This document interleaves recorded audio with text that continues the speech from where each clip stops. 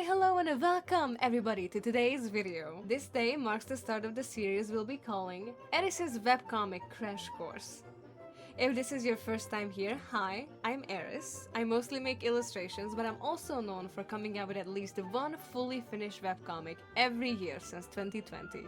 I started making webcomics 7 years ago. In these 7 years, I've learned a lot, so I'll be sharing my knowledge with you guys during this 5-episode Crash Course series. I will say I am not a professional and I am speaking from my personal experience, so I don't recommend you take anything I say during this series as gospel, but rather as a general guide to get you started. I especially recommend this series for people who want to start making their first webcomic, but there will be tips and tricks mentioned throughout that could help more advanced creators as well. Before we jump right in, I wanted to take some time to explain what each episode will be about. This episode, episode 1, will be about how to get started and how you can set yourself up for success from the very beginning to be able to create a comic that you can genuinely enjoy. Episode 2 will be about how to script out your episodes and what other useful information you can gather from these scripts that will be of help to you later. Episode 3 will be about how to set up 3D backgrounds for your comics and a deeper dive into character design. Episode 4 will be about how to storyboard efficiently, and episode 5 will be about how you can go about making a comic page itself, do's and don'ts. With all that being said, let us start talking about today's topic, starting out. This step can be a lot harder than it seems at first. For some people, coming up with an idea for a comic is easy. For others, it's much harder. Sometimes your ideas don't work well for this medium and you have to find a workaround. For some, it's just hard to come up with an idea that interests them long enough to create a comic with it. I personally get my ideas from all over the place. With my currently released comics as examples, me and Mr. Wolf, I simply wanted to try my hands at making a dark BL version of a fairy tale. I was also really into thrillers at the time. It's important that you choose a genre that you also like, as a side note. Great Escape is an outlier because I rewrote it about 10 times.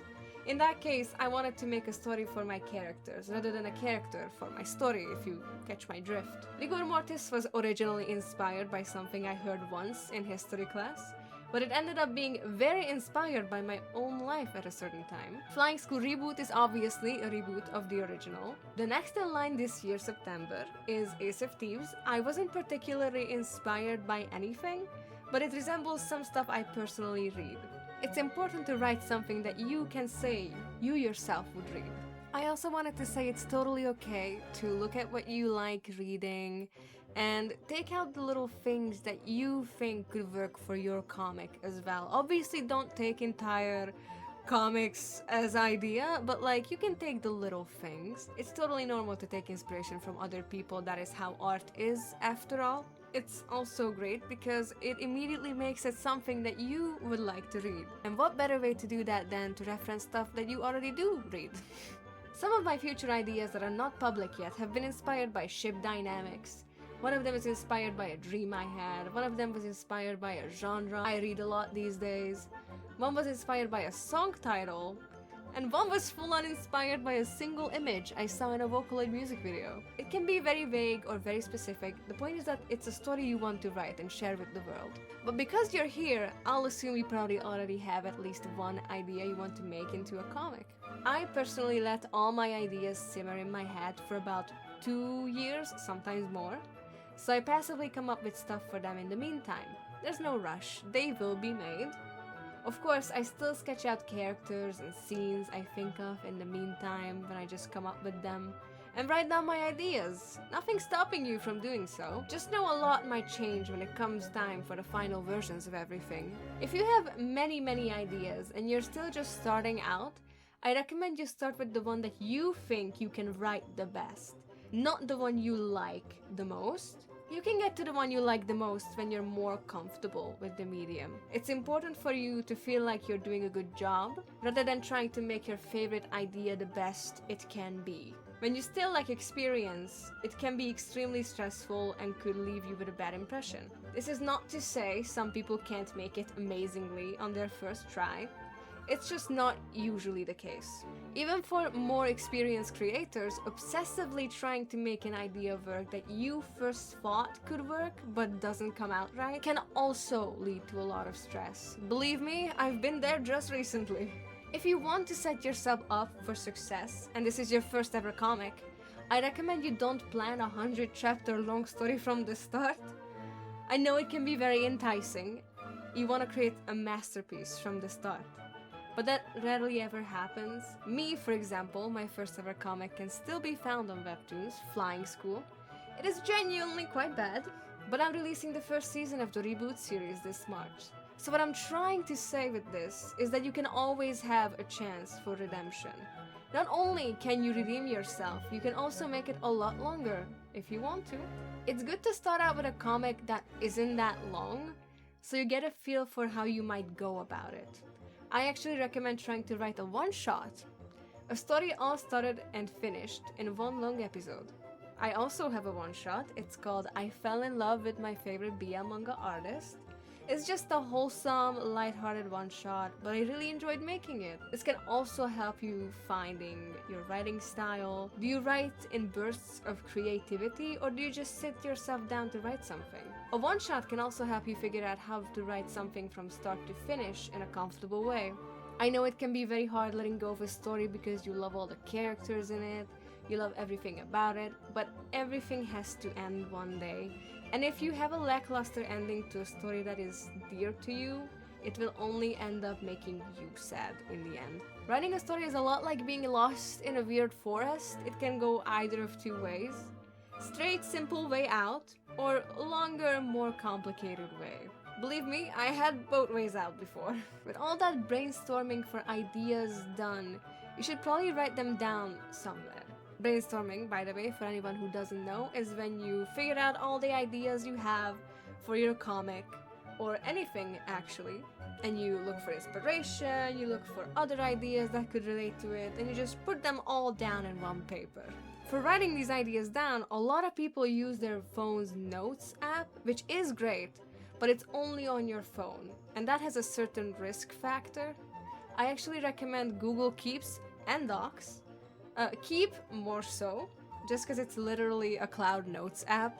You can customize it a fair amount, and you can even use little tags to move easier throughout topics.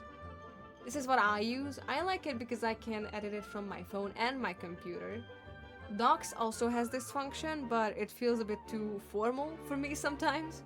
Once you have everything written down, there comes a time for you to write your overall plot. It's important to have it from start to finish. It's also important to plan with at least an idea of how many chapters long you want it to be. Use other comics as reference for how long their episodes are also. If we are speaking of Webtoons app, I recommend you don't make extremely long episodes because you'll have trouble uploading them in one go. Canvasworks normally take the short episodes approach. There's many ways you can go about making a plot.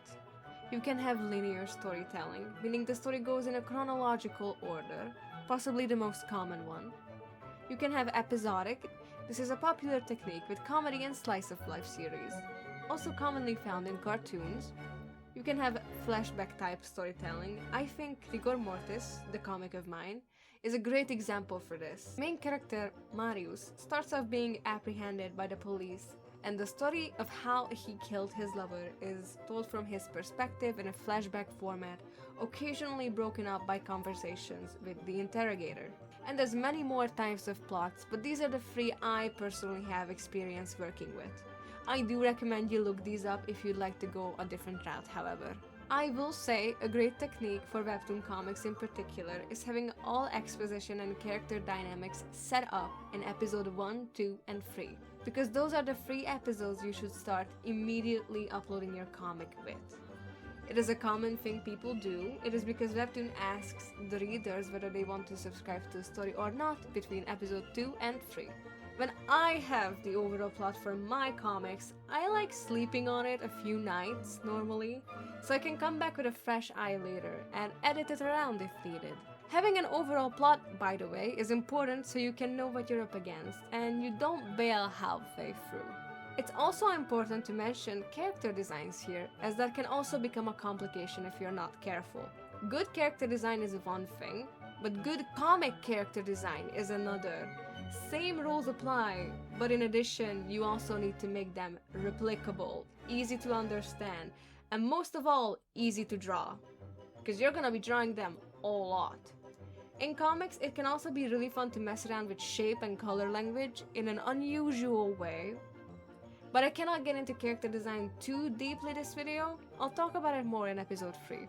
That is it for today's video. I know this came off as more of a warning than anything, but I still hope you guys found it useful. Starting from the next episode, we will be talking about more concrete ideas, such as scripts, as I have said in the beginning. But I thought it is important to start off a bit slower with this. It's also something you can't just completely brush over, I believe. If you want to see art from me that doesn't make it into videos, you can follow my Instagram and Twitter at Eriss_VT. And if you'd like to read my webcomics, you can find me on Webtoon by searching Eriss.png. But all my links will be in the description. I'll see you guys again next time, but until then, bye bye!